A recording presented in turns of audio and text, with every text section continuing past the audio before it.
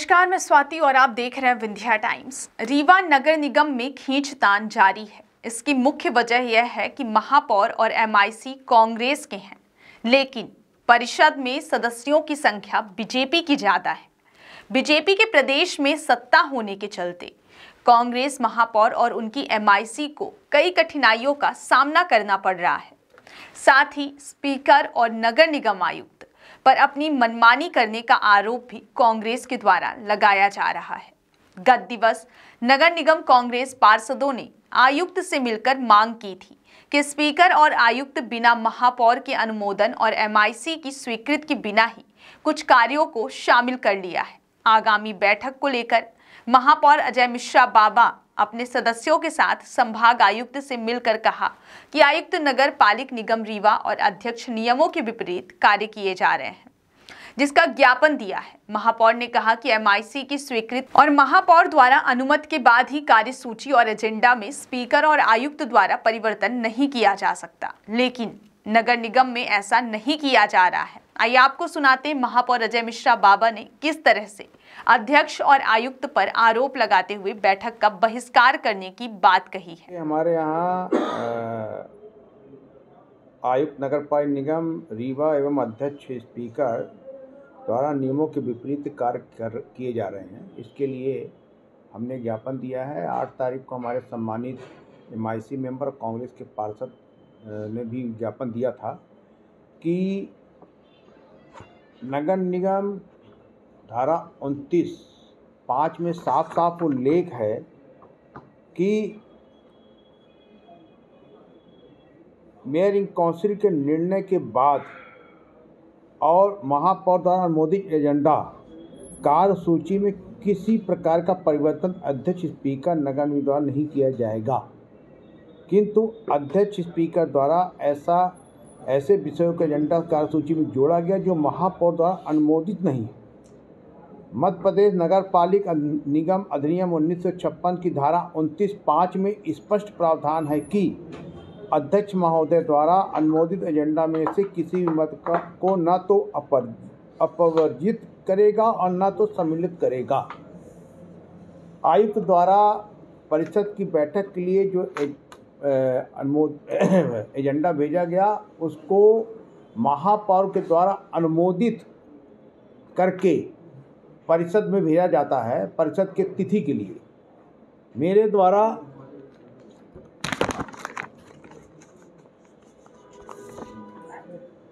द्वारा 5/2024 को जो आयुक्त द्वारा 25 एजेंडे भेजे गए 1 से 25 नंबर तक, उसमें हमने एजेंडा प्रस्ताव क्रमांक 23, 24, 25 में कार्यवाही अपूर्ण होने से मेयर इन काउंसिल द्वारा परिषद में रखने की अनुशंसा नहीं की गई है, अतः ये तीनों प्रस्ताव अमान्य है।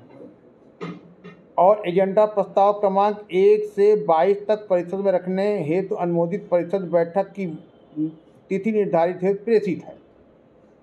अध्यक्ष ने सीधे इसमें अब माननीय अध्यक्ष को मैंने अग्रेसित कर दिया। अध्यक्ष का काम सिर्फ इतना है नगर निगम में कि अध्यक्ष के द्वारा महापौर से सहमत होकर तारीख तय करना और एजेंडे को पार्षदों के पास तक पहुंचवाना। रीवा के अध्यक्ष ने सीधे इसका उल्लंघन किया। आयुक्त द्वारा प्रस्तुत एजेंडा प्रस्ताव क्रमांक 1 से 25 पर दिनांक 13/2024 को बैठक की। इसके लिए हमने प्रमुख सचिव नगरीय प्रशासन, आयुक्त नगरीय प्रशासन और मुख्यमंत्री के प्रमुख सचिव को भी इसका पत्र की जानकारी दे दी है। उनको बता दिया गया है। आज हमने कमिश्नर रीवा संभाग को सूचना दे दी कि आप शासन के प्रतिनिधि के रूप में हमारे यहाँ हैं, आप इस पे कार्रवाई करिए। अगर वो ये कार्रवाई नहीं करते हैं तो कल की बैठक का हम लोग बहिष्कार कर रहे हैं, हमारे सारे कांग्रेस के पार्षद लोग। और ये एक्ट में साफ साफ उल्लेखित है नगर निगम की धारा 29(5) में कि आयुक्त उपधारा 3 में यथा उल्लेखित सम्मेलन में किए जाने वाले कामकाज एजेंडा की सूची तैयार करेगा और उसे अनुमोदन के लिए महापौर को प्रस्तुत करेगा। महापौर एजेंडा को अनुमोदित करेगा और उसे अध्यक्ष के पास भेजेगा। अध्यक्ष सम्मेलन के नोटिस के साथ उसे पार्षद के पास भेजने का इंतजाम करेगा।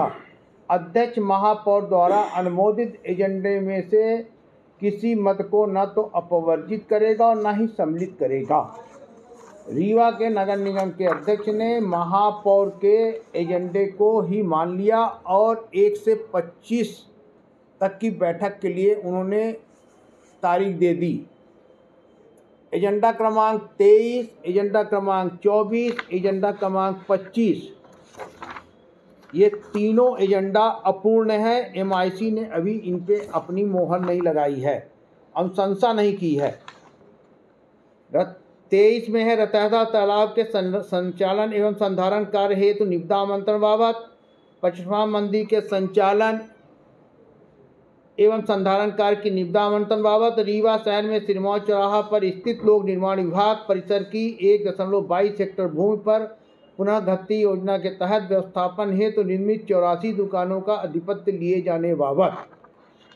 ये तीनों योजनाएं जो हैं ये पुनः घनत्तीकरण से संबंधित हैं। जब तक इनका हस्तांतरण नहीं हो जाता है तब तक नगर निगम इस पे कोई भी निर्णय नहीं ले सकती है।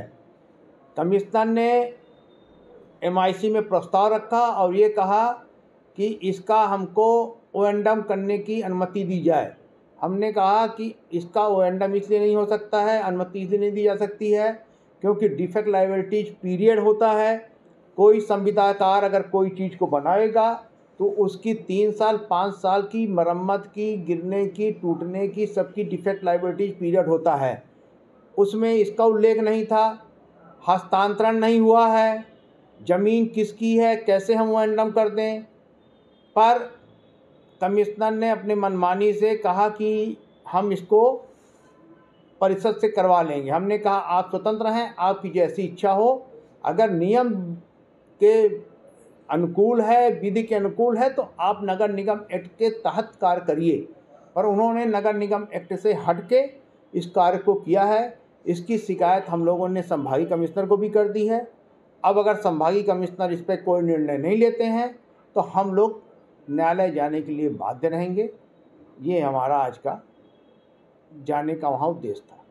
उन्हीं को फायदा पहुँचेगा तो देखिए क्या है कि अगर हम बहिष्कार नहीं करते हैं तो उससे क्या होगा कि जब हम वहाँ उपस्थित होंगे तो पंजी उपस्थित में हमारे भी हस्ताक्षर होंगे और उससे ये साबित हो जाएगा कि हमारी भी सहभागिता है, हम दिखावा कर रहे हैं। 1 से 22 तक जो जनहित के एजेंडे हैं उसको एमआईसी के द्वारा अनुमोदन करके भेज दिया गया है। उसमें सिर्फ परिषद को निर्णय लेना है। तो हमने, हमारी कांग्रेस पार्टी के लोग 1 से 22 तक के एजेंडे के लिए तो सहमत हैं। एजेंडा क्रमांक 23, 24, 25 जो नगर निगम धारा 1956 के अधिनियम के विरुद्ध है उसको हम लोग अमान्य कर रहे हैं। इसलिए हम लोग परिषद का बहिष्कार कर रहे हैं।